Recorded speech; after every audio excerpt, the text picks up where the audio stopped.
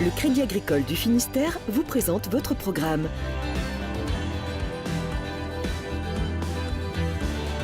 Avec le Crédit Agricole, cap sur les événements de l'été en Finistère.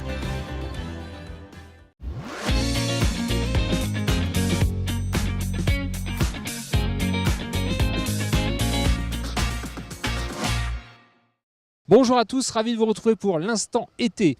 Le Tour de France arrive en Bretagne. Nous serons à la fin de cette émission à Sarzeau avec Laurent Villebout pour découvrir l'ambiance à l'arrivée de cette 4e étape, la Baule-Sarzeau. Mais auparavant, nous serons à Brest pour découvrir l'exposition PHM 84 en hommage à Pierre-Henri Mantéour, coureur bien connu à Brest et vainqueur de l'étape de Rodez sur le Tour de France 84. Auparavant, l'actu préparée par les rédactions de TBO, TB Sud et le Télégramme. À Quiberon ce mardi, au lendemain de l'explosion qui a dévasté une partie du centre-ville, c'est l'heure du nettoyage, mais pas encore celle de rentrer chez soi, en tout cas pas pour tout le monde. Tout un secteur du centre-ville reste fermé en attendant le passage d'experts, il pourrait le rester quelques jours. La municipalité cherche désormais à limiter au maximum l'impact sur la saison touristique estivale qui vient de débuter. Le suivi des algues vertes en temps réel ou presque. C'est ce que propose le site algues-vertes.com, lancé ce mardi par la région et la préfecture de région. Il présentera les plans d'action mis en œuvre pour lutter contre la prolifération des algues vertes, ainsi que les actions de ramassage et les données de qualité de l'eau dans les 8 baies retenues pour le projet, 5 en Finistère et 3 dans les Côtes-d'Armor. Ce lundi, Triskalia et Groupe Dossi ont détaillé leur plan de fusion. Ils viennent d'obtenir l'accord de leurs adhérents. Il faut encore l'approbation de l'autorité de la concurrence pour que le projet soit validé. À terme, le groupe représenterait 20 000 agriculteurs adhérents et 9 000 salariés. L'union devrait avoir lieu le 1er janvier 2019 et un nouveau nom sera dévoilé d'ici la fin de l'année. Quant à la fusion complète, elle devrait s'achever en 2021. Ce lundi soir, Lorient Agglomération a reçu l'équipe Dongfeng Race Team à la Cité de la Voile Tabarly. L'équipe qui s'est entraînée 7 mois à Lorient a gagné la Volvo Ocean Race 2017-2018 en juin dernier à La Haye aux Pays-Bas. Une course autour du monde en équipage et avec escale qui a duré 8 mois et été composée de 11 étapes. Un vélo qui marche avec les pieds et les mains, c'est l'invention de Gilda Fayer. Il a l'intention de présenter son quadrupède 15e génération ce mardi à Quimper lors du passage du Tour de France.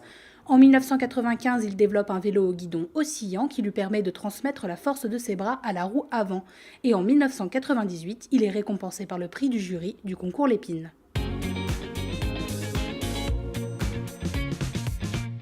Le Tour de France n'est pas encore passé, mais la course est déjà bien visible dans le Finistère.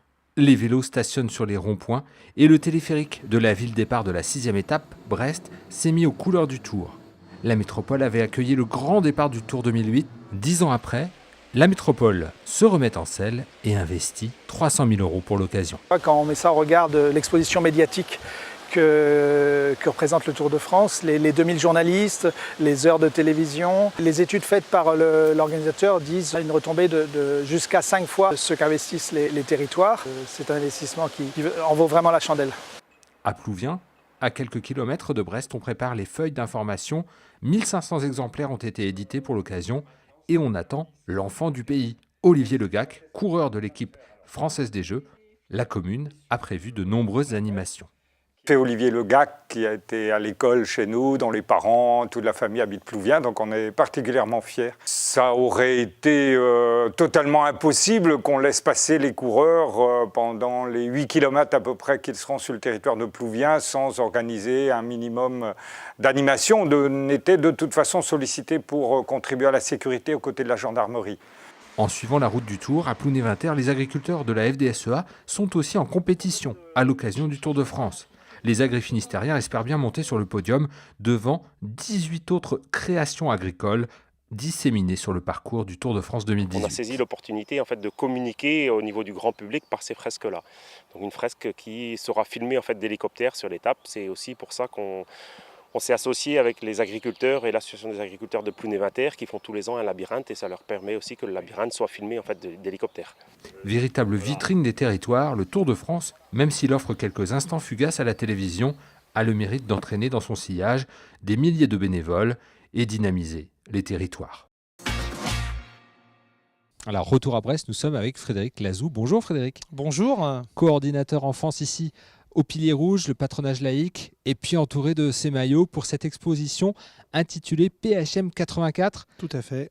en hommage à Pierre-Henri Mantéour, coureur cycliste pro brestois, Tout à fait. décédé il y a quelques années maintenant, Tout à fait. Et Saint-Marcois même, du quartier de Saint-Marc. de Saint-Marc, pour Voilà. être précis. Pourquoi avoir imaginé cette exposition, Frédéric ? Alors cette expo, en fait, donc c'était l'histoire de créer du lien entre l'avenue du Tour de France ici et une rue qui va avoir porté le nom de Pierre-Henri Mantéour. Et puis vous êtes collectionneur, on l'a bien compris, Tout de à fait. maillots. Ces maillots, ils évoquent évidemment la victoire d'étape à Rodez de Pierre-Henri Mantéour en 84. Tout à fait. Donc voilà, d'où le nom, donc PHM 84. Donc ce moment fort du cyclisme avec cette année où les Renault Gitane avaient tout gagné en fait, avec Pierre-Henri donc vainqueur à Rodez, mais aussi Laurent Fignon qui avait battu Bernard Hinault à l'époque. On peut retrouver le maillot d'ailleurs. Le Euh, Renault là qu'on voit. Tout à fait, donc il est là-bas. Enfin, c'est un maillot Renault, mais pas celui de Pierre-Henri. Et puis il y a plein d'autres maillots. Il y en a quelques-uns qui vous tiennent à cœur dans cette collection. Comme tout collectionneur, vous avez vos pièces préférées évidemment. Tout à fait. Donc parmi les 84 maillots, donc on a d'équipes qui ont participé au Tour de France. Il y en a quelques-uns que j'aime particulièrement, notamment le Café de Colombie.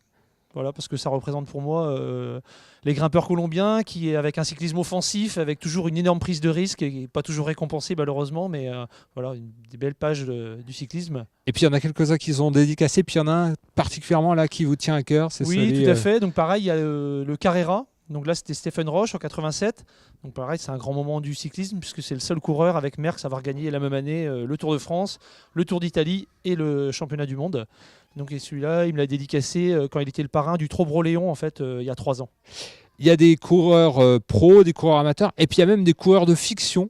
Il y a un maillot qui n'est apparu jamais dans une course cycliste. Tout à fait. Donc je trouve intéressant aussi de mettre le maillot Magic Rem de Guylain Lambert parce qu'il n'y a pas beaucoup de films sur les cyclismes, c'est difficile, mais celui-là c'est pour moi un vrai beau film sur le vélo.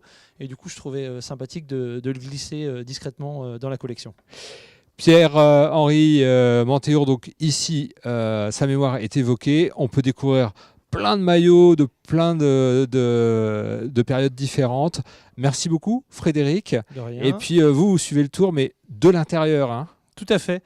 Tout à fait. Donc, puisqu'il y a ma fille Mathilde qui maintenant va faire son 5e Tour de France. Donc voilà, elle a fait son premier en gagnant le concours des jeunes reporters il y a de ça quelques années. Et voilà, du coup maintenant, on l'attend vivement avec impatience à Brest pour pouvoir discuter vélo avec elle. Et puis bientôt, une rue Pierre-Henri Mantéour à Brest. Merci beaucoup, Frédéric Lazou. De Pour rien. notre part, on va justement rejoindre le tour avec Laurent Villebout qui se trouve à Sarzeau pour la première étape en terre bretonne, la Baule Sarzeau. C'est à vous, Laurent. Oui Frédéric, la Grande Boucle a fait son entrée en Bretagne au terme de cette 4e étape sous un soleil de plomb entre La Baule et Sarzeau. Sarzeau, c'est une première pour cette commune de la Presqu'île et ses 8700 habitants que de recevoir ainsi la Grande Boucle. D'ailleurs à ce titre, seules 7 communes du Morbihan peuvent se targuer aujourd'hui d'avoir été ville-étape. Alors on citera Sarzeau, mais on peut aussi évoquer la Nester, Plumelec, Vannes ou encore Lorient. Lorient où nous serons demain pour le départ de la 5e étape entre Lorient et Quimper. Mais ça c'est une autre histoire. Aujourd'hui c'est Sarzeau avec la commune de David Lapartien qui en est donc le maire, David Lapartien qui est également président de l'Union cycliste internationale. David Lapartien, monsieur le maire, merci de nous recevoir. On vous voit avec le sourire, le maire de Sarzeau est heureux. Oui, le maire de Sarzeau est heureux, vous entendez toute l'ambiance qu'il y a derrière moi, c'est ça le Tour de France, c'est la fête.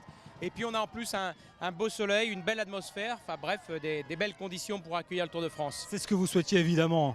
Oui, c'est ce que je souhaitais parce que d'abord on souhaite un beau temps pour montrer sa commune de la meilleure des façons. On souhaite que tout se déroule bien et tout a été parfaitement organisé.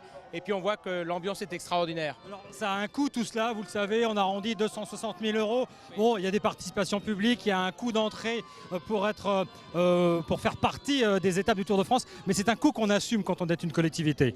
Oui, c'est un coût qu'on assume, mais après, si vous voulez, quand on regarde les retombées, notamment en termes d'image, parce que nous, c'est essentiellement l'image qui nous intéressait. Nous sommes une destination touristique, se faire connaître dans 190 pays dans le monde, c'était essentiel. On a un petit peu un déficit de notoriété. Et là, faire connaître le golfe du Morbihan avec toutes ces vues aériennes, ça va être extraordinaire. Oui, c'est un magnifique spot de pub qui dure plus d'1 heure.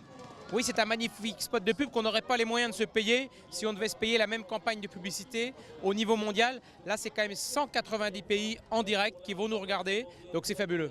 Un mot au président de l'UCI, ce Tour de France commence, 4e étape. Quelle est l'ambiance après les différentes annonces des dernières semaines ? Alors c'est vrai que le début de Tour de France a été un petit peu plombé par ce dossier qu'on connaît. Pour autant, dans les étapes que j'ai pu faire, j'ai été à Noirmoutier en Lille, j'étais ce matin à La Baule. Je vois qu'il y a toujours autant d'ambiance au départ, que les fans aiment le vélo, qui supportent l'ensemble des coureurs.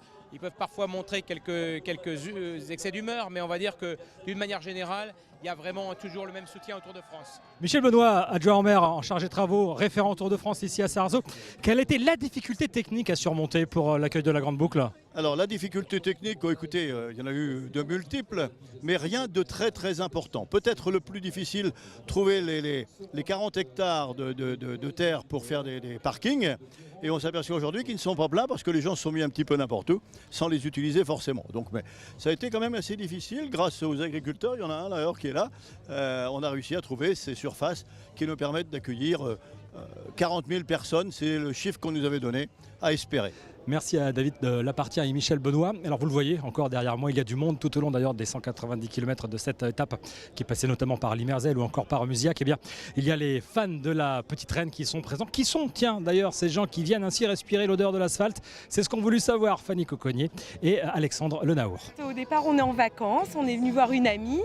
Et puis on est venu voir le Bagad de Ruiz. Et bien, en fait, on était en vacances et on a vu qu'il y avait le Tour de France qui passait à Sarzeau. Du coup, on est venu à l'arrivée. Je suis le Tour de France depuis hyper longtemps. Et c'est un rêve pour moi de venir ici. En vrai, c'est un peu plus dur que de le voir avec toutes les personnes. Alors qu'à la télé, on voit un peu mieux. C'est populaire, mais en même temps, c'est sympathique. Il n'y a pas de violence. Bon. C'est gratuit pour tout le monde. Bon. C'est vraiment le sport populaire par excellence. Dire que c'est une affaire de famille, le Tour de France? Ouais. Ouais, papa il regarde, du coup moi aussi, puis Titouan et Timéo ils s'y mettent aussi.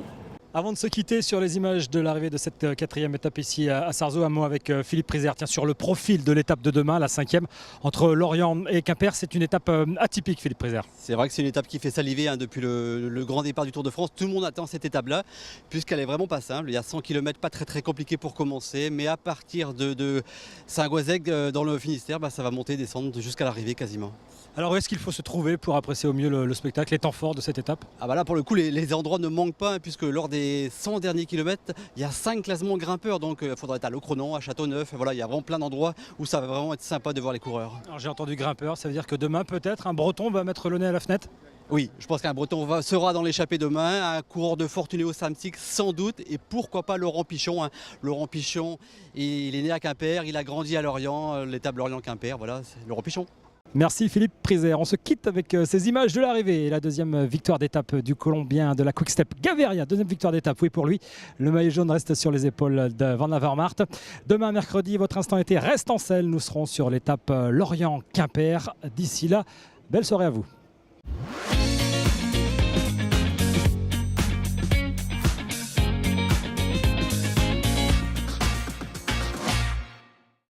Votre programme vous a été présenté par le Crédit Agricole du Finistère. Avec le Crédit Agricole, cap sur les événements de l'été en Finistère.